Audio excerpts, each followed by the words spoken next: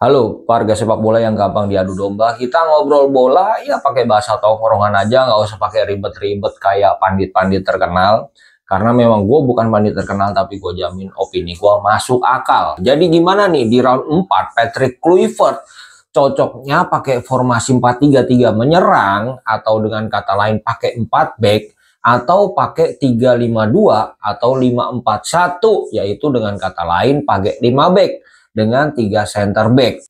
Nah, ini tergantung prioritasnya nih, pelatih mau punya prioritas kemana. Kalau prioritasnya adalah yang penting kita menang dan lolos ke Piala Dunia, saya pribadi sih lebih cenderung untuk pakai 5-4-1 atau 3-5-2. Tapi kalau prioritasnya adalah yang penting penguasaan bola dan permainan, ya memang pilihan untuk pakai 4-3-3 menyerang itu cocok. Tapi resikonya adalah lebih tidak aman. Kalau pakai formasi 5-4-1 atau 3-5-2, cenderung aman, nyaman, dan kemungkinan kita menang. Nah, tergantung mau prioritas yang mana. Menang lolos Piala Dunia atau menarik ditonton, nggak peduli resikonya. Ya, ini menurut gua ada dua sudut pandang ya, tergantung kita mau melihat dari sisi mana. Kita bahas dari 4-3-3 dulu. Kalau kita mau permainan lebih atraktif, lebih enak ditonton, ya pakai 4-3-3 menyerang. Karena formasi itu memang diciptakan mungkin ya untuk permainan yang atraktif dan lebih menarik untuk ditonton.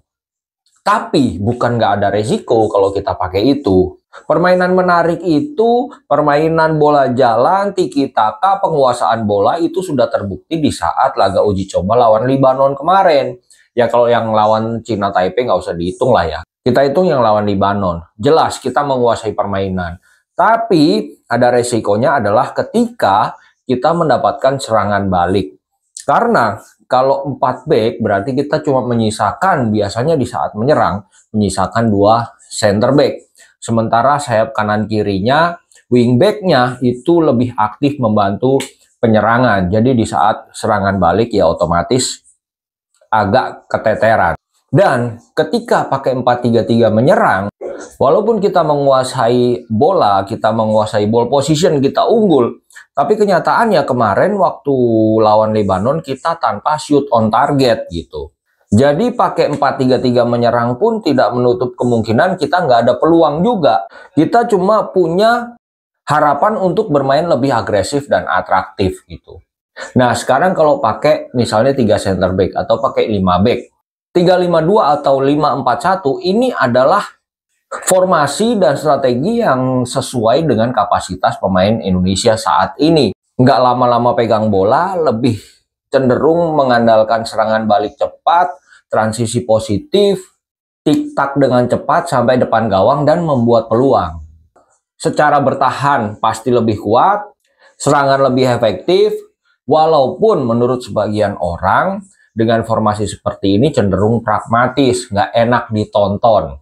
Tapi faktanya adalah ketika lawan Bahrain dan Cina di eranya Patrick Kluivert ini, justru yang bisa menciptakan gol dan peluang adalah ketika pakai 3 center back atau 5 pemain bertahan.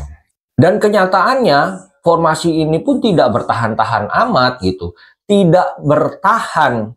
Kalau memang kualitas permainan sama antara Indonesia dan tim lawan, sudah otomatis Indonesia pun bisa menguasai permainan dan menyerang.